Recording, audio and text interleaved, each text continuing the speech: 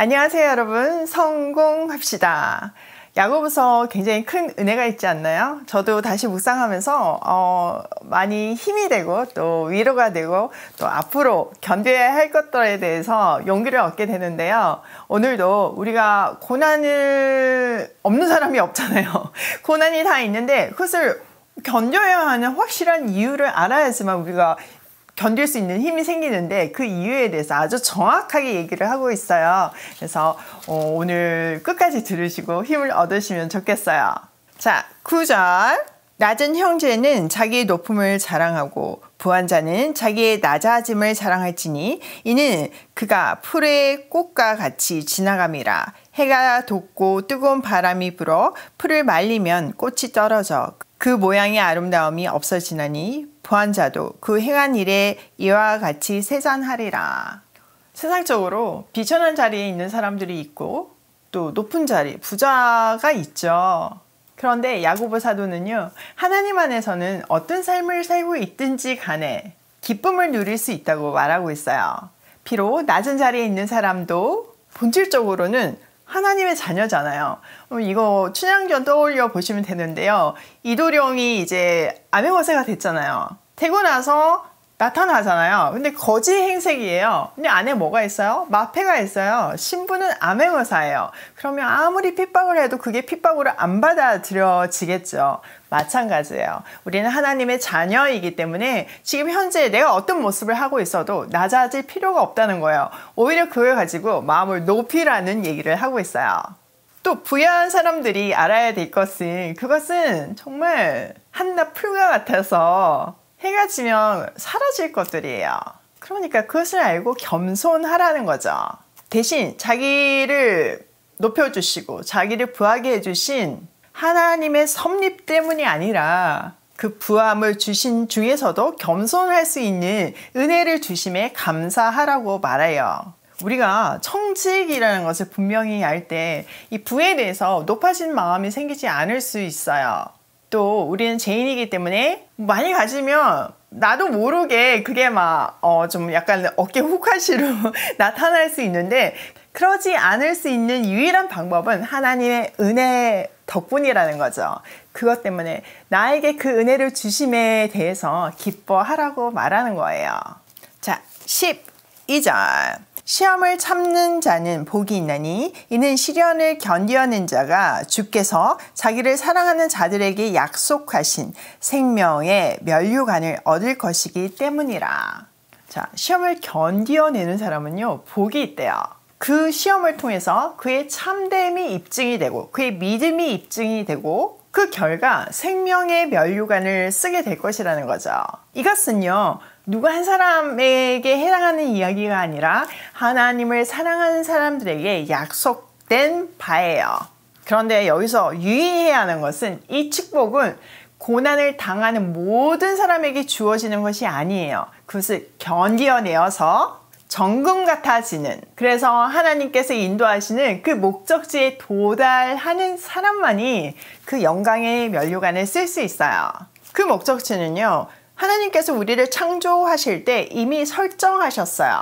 그 목적지가 뭔가요? 네, 맞아요. 하나님의 형상이에요.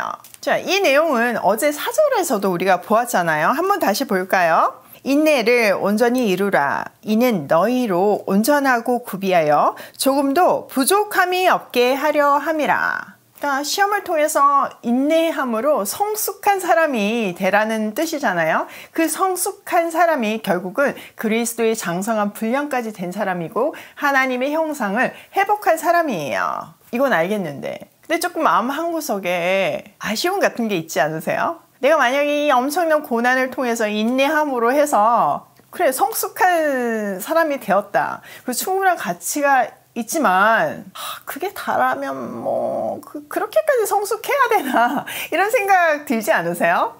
저는 한참 고난 가운데 있을 때 이 목적지를 보면서 좀 허무한 생각이 들더라고요. 인간이 성숙해져 봤자 한계가 있고 또 뭐 잘 나가다가도 막 꺾어지는 경우가 너무 많잖아요. 그리고 나이가 들면 아무래도 좀 이렇게 떨어지는 것도 사실이고요. 또 뭐 이까지는 그래도 같이 있다고 해도 너무 허무한 것은 좀 좀 깨달을만 하면 죽는 거잖아요.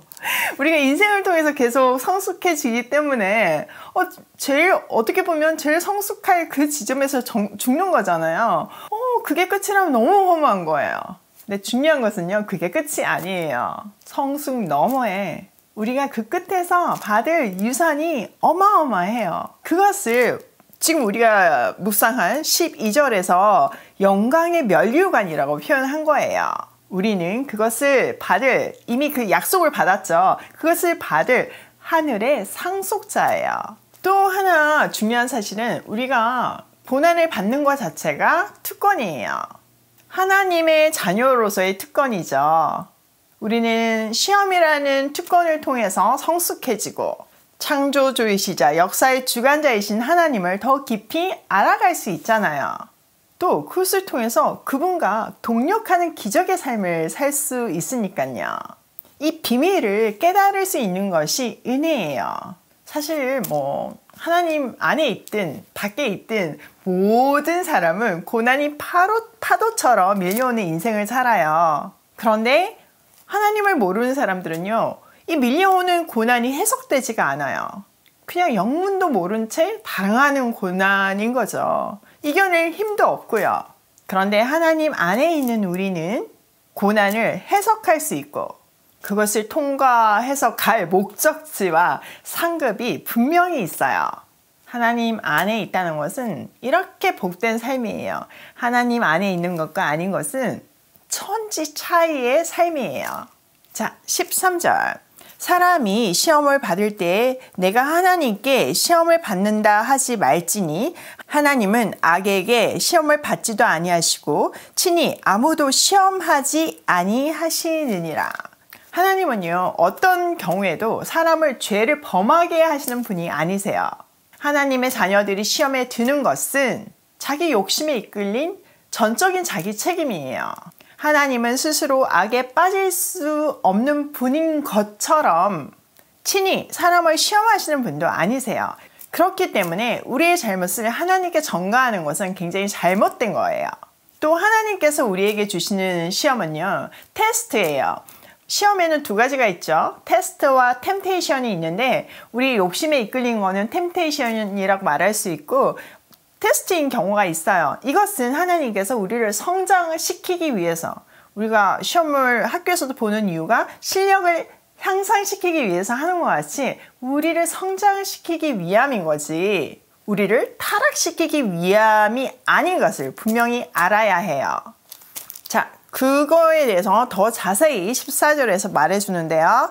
오직 각 사람이 시험을 받는 것은 자기 욕심에 끌려 미혹됨이니 욕심이 잉태한 즉 죄를 낳고 죄가 장성한 즉 사망을 낳느니라. 자, 아까 시험의 근원은요, 사실 우리 각자의 마음이에요. 죄가 우리를 유혹할 때 우리 안에 있는 욕심이 그냥 거기에 빠져들게 하는 거죠. 사실 시험은 어떻게 보면 중립적이에요. 근데 어떤 사람들만 걸려드는 거잖아요. 기본적으로 우리가 사는 세상은 죄가 들어와 있기 때문에 타락한 곳이에요. 모든 사람이 시험을 피할 수는 없어요. 근데 빠지는 사람들이 문제인데 그 원인은 자기 안에 욕심이 있을 때 그 욕심이 시험을 만나게 되면 죄를 낳게 되는 게 문제라는 거죠. 그 죄가 자라서 죽음에 이르게 하거든요. 자, 여기서 나오는 단어 좀 보세요. 잉태, 낳다, 죽음. 인간의 일생을 말하는 단어들이에요. 인간의 일생은 이 패턴 속에 있음을 알 수 있어요. 그런데 하나님의 자녀들에게는 기적 같은 일이 일어났어요.